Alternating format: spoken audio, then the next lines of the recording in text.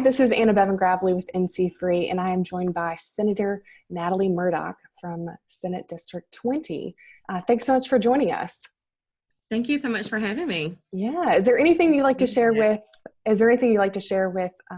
our membership before we get started? Yes, my name is Natalie Murdock, and I am the new senator for North Carolina Senate District 20. That seat was previously held by Senator Floyd McKissick for over 12 years. Before that, the late, great Jeannie Lucas, and before that, Ralph Hunt. And actually skipped over someone, Representative Mickey Michaud was actually the longest serving representative in the House at the state level.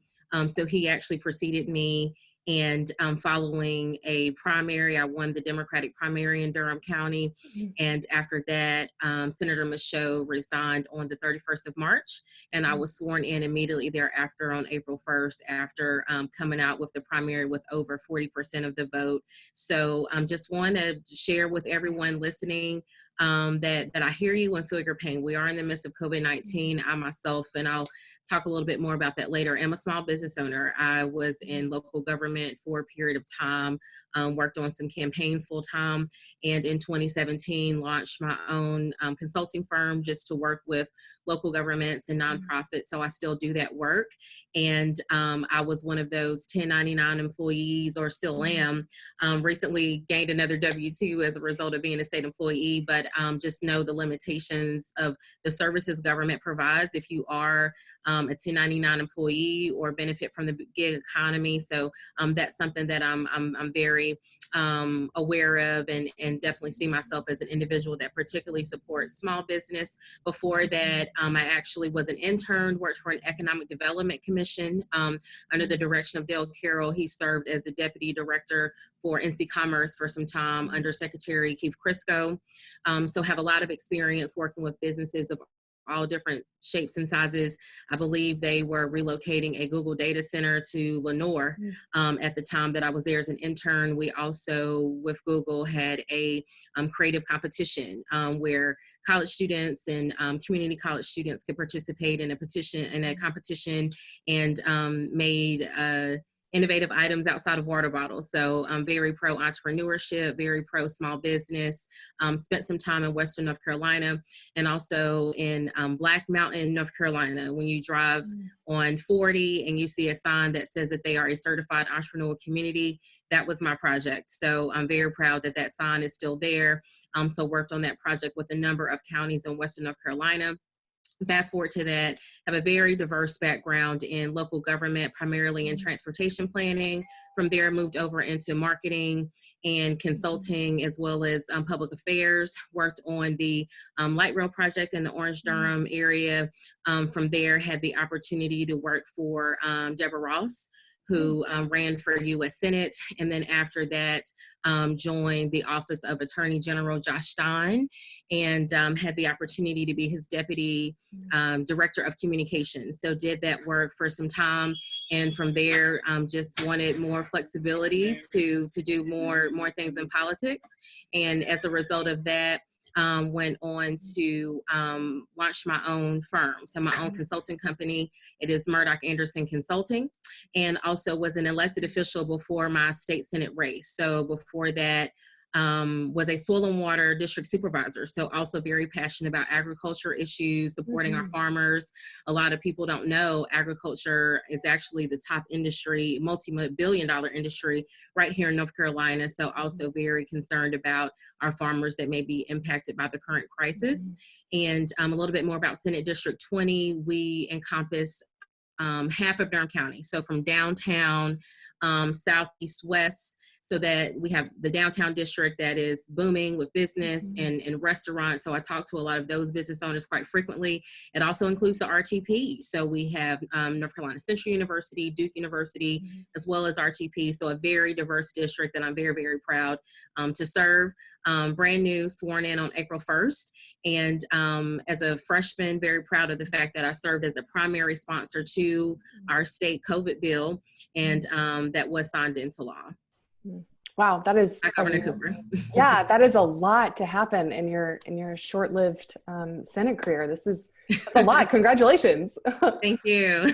Well, we'll dive straight into the questions. Have you ever owned a business, or been in a management position within a business? Yes, so within a management position, mostly, but I think a lot of those skills are definitely transferable regarding how you have to manage budgets. I actually cut my teeth a part of the stimulus package under the Obama administration. So we had to have, our procurement processes, millions of dollars. So we had to work with local agencies, local governments to get those funds spent. And previously did share that as a consultant, independent. So essentially network with individuals. I have to go out on my own to find contracts that will sustain me. So that is the bulk of my income and how I support myself, and paid for my own insurance until I was a legislator. So yes, I am a business owner. Also want to highlight that I come from a legacy of business owners. My grandfather left home at the age of 12, which still baffles my mind till this day, and learned the trade of carpentry and working with brick and concrete. And he went on to found Murdock Concrete Company that my father also supported. And so I said, if my grandfather can jump out on his own at 12, then surely I can at 33. So 2017 is when I took the jump for myself. So a little over 2 years that I've been in business, and wanted to get back into transportation, public involvement and engagement. And I'm also starting to do more in the nonprofit world with philanthropy. So that's the bulk of the consulting work that I do. Yeah. Awesome. And government affairs. Yeah, thank you so much. Would you say that the current level of federal and state taxation on business is too high, too low, or just about right? Yeah, I think that's something that I would definitely want to continue to examine, since my role has changed as a legislator. As a small business, I would like to see more support for small businesses, particularly. I think now we're asking that question at a time where the world has completely changed. I do think that businesses could be provided, with some relief, such as the payroll tax program. And so just kind of when it comes to taxes in general, we're just going to have to be more flexible and work with more individuals and see what works for them as they try to reopen and recover and bring their staff back. So I think whatever we can do to make it easier for them to rehire, we need to do that, but definitely want to make sure that when it comes to just kind of tax burdens in general, that small businesses are not left behind, since they support, even in Durham, I think maybe about 50% of our workforce, if not 40% easily, could be attributed to small businesses. And since they are so important to our economy, I just want to make sure that we don't leave our small businesses behind. Yeah. That's Awesome. something that I'm open to continuing to talk with you all about as we continue to work to recover from COVID. Yeah, awesome. Thank you. Do you feel it's appropriate for state or local government to offer incentives to private businesses in consideration of locating, expanding, or conducting business in a specific part of the state? Yes, I'm not opposed to incentives. So my time as an economic developer, it's actually, I wanted to be a full-time economic developer, but as a millennial, this will actually be the second recession that I will have to live through. So at that time, it was hard to get into economic development, but the work that I did, it would include those incentive packages. But I still balance that with saying that I'm glad that we're having more open and honest conversations about what should those incentives look like. For example, if you're going to relocate to, a certain, city, and you are provided with a certain amount of incentives, there should be some reciprocity. Will you be contributing to our local community college system with giving us, a partnership where we can make sure that we have local hires and give us a heads up so that we have the instructors we need to feed more people into that local workforce? Can we do more, with transit and transportation? So I do think it should be more of a partnership, but if we do not provide any incentives at all, then those companies will go to Virginia or South Carolina. So we do have to have something that is on the table to give that business a reason to want to relocate to your area. But it should be a balanced approach that's reflective of the values of that particular community. Okay. Describe your personal opinion as to what the key principles of free enterprise are.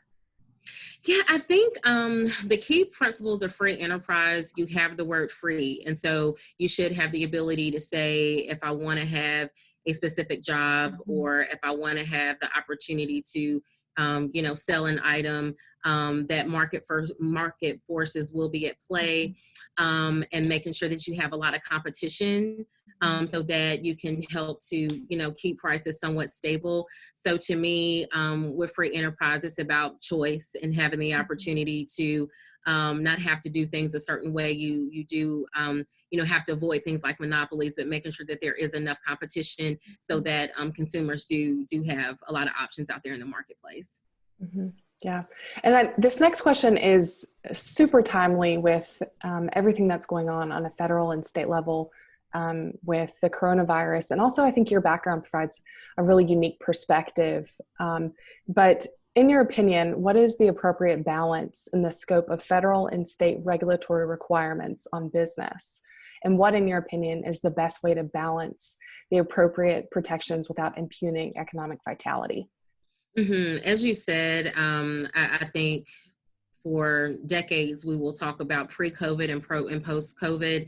I am, having studied economics a decent amount, and as a business owner myself, there is a level of government engagement that is needed, and now unfortunately that's going to have to increase. As we saw with the last crisis, you can be too big to fail, and so I think when left unchecked, things can get out of control, particularly when it comes to really, really large banks, and to just keep an eye on lending, to not lend things that can't be backed.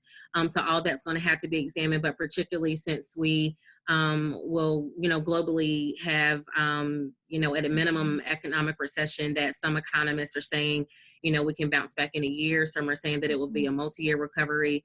I personally think about 5 to 7 years sounds about right, unfortunately. So I do think that some level of government intervention will be needed, like at the federal level, having the ability to say, yes, we want this company to provide more PPE. That is something that should be on the table. So I think particularly when it comes to times of emergency and crisis, and having that flexibility to lend more money, there are times when government does have to step in. But I definitely think in general, you do need a certain level of freedom. But when it comes to things such as, workers' rights and equal pay for equal work, as a woman of color, I've been subjected to, not always being paid what I deserve. So I definitely think that there are times where, government does need to say, this is what we think the standard should be, particularly when it's an issue of individuals that could possibly be exploited and not treated properly. We need to, make sure folks on the front line, we have a number of individuals that work in, processing facilities, or maybe you work on cars. You need to make sure that you have standards and work requirements to say you want to keep workers safe, but at the same time, they can't be so restrictive that the market simply can't function. So it definitely is about a balanced approach. I think until we get through COVID, you're definitely going to see more input from government, and also with the last few rounds of packages. If funds and monies are going to be provided to corporations, there has to be transparency. If we're using taxpayer dollars, and we have every right to say, well, we want to conduct an analysis to say, where are these funds going? Here in North Carolina, something that I'm really passionate about is we did not have a set aside for minority businesses. So being that before I opened my own business, in DOT world, there is a goal to say we want to have this many women-owned businesses and this many minority-owned businesses to have participation. So I think it's more than fair to say, if we are giving you these funds, we want to make sure that small businesses, business owners of color, women are not left out of those processes. So do not believe in simply writing a blank check to private companies. If you utilize government funds, then there will be additional stipulations and additional transparency that's needed. Yeah. Well, so Natalie, if reelected in the fall, what are your top 3 priorities as it pertains to the business community? Yes, I think top 3 priorities, you'll see the theme for me today is making sure our small businesses are not left behind. I'm horrified to think of, when we get through this, who will remain. But then on the flip side, I'm sure you've read, since you keep up with these things, even huge chains, you have, Neiman Marcus filing for bankruptcy, JCPenney. So I'm really just concerned about retail. Restaurants are big ones because they just provide so many jobs to individuals in the workforce that may be in between jobs, that may be underemployed and they're working 2 to 3 jobs. So those jobs are just really, really important. Also want to focus on equal pay for equal work. That is a big, big topic for me. I think Boston has a phenomenal model where particularly women do not have to provide previous pay history. Sometimes they take a hit if they leave the workforce for a little bit to raise a family. They may not have that consistent income, and that can impact the rate that they're paid in the future. So want to do work on that. And also really making sure that we keep funds for businesses vibrant. So as we all know, the payroll protection program evaporated in 2 seconds. So we are seeing a lot of, I think a lot of it's going to be public-private partnership. I'm hearing great things from Square and Intuit where they are doing loans to individuals. There's a business owner I know, she's been in business for 9 years, and Square actually reached out to her and said, hey, we have these funds. This can help to keep you afloat. So I think keeping an eye on those models and having a mix of those type of companies as well as purely privately raised funds. Or working on one in Durham that will be led by Duke University. We're looking to raise $5 million. So if state government can do anything with that, I think we need to keep an eye on those models, and also making sure that when it comes to procurement, if small business owners can find some sustainable contracts by partnering with state government, that's something else that I want to keep an eye on, as well as historically underutilized businesses is something that I'm very passionate about as well. Yeah, awesome. Well, thank you so much for spending the time with me and sharing a little bit about your vision and your heart with the NC-FREE membership. Before we close out, where can we learn more about you? Yes. So as you mentioned, I will still be on the ballot in November, and you can learn more about me and my campaign at Natalie, Natalie for ncsenate.com. You can also follow me on social media at Natalie4NC on Instagram, Facebook, as well as Twitter. And you can email me for legislative inquiries at natalie.murdock@ncleg.gov. So that is a change. A lot of legislators that have been around for a while have a different email. Since I'm new, I get to try out the .gov. But do send us emails. And quite frankly, I'm getting the most requests about unemployment. So before we sign off, if any of you listening have, unfortunately, a lot of individuals will be filing for the first time for unemployment. Please know that we hear you. We are working on improving that system. We even made the request to the agency that they extend their hours. They did that. And we are doing all we can to get the staff increased and to get those hours extended. We now have hours on Saturday and Sunday for the unemployment office. That was new. As you know, a lot of government agencies, you can't, like the DMV is a bad example, but a lot of state agencies don't have don't have hours on Saturday and Sunday. So we implemented that. So just continue to be patient with us. I know it's very frustrating to lose all of your income overnight, but we are with you and we're here for you, and we're here to support you, and know that we will bounce back better than ever. Yeah, awesome. Well, thank you so much, and have a great rest of the day, and good luck on the campaign trail. Thank you. And thank all of you for listening in.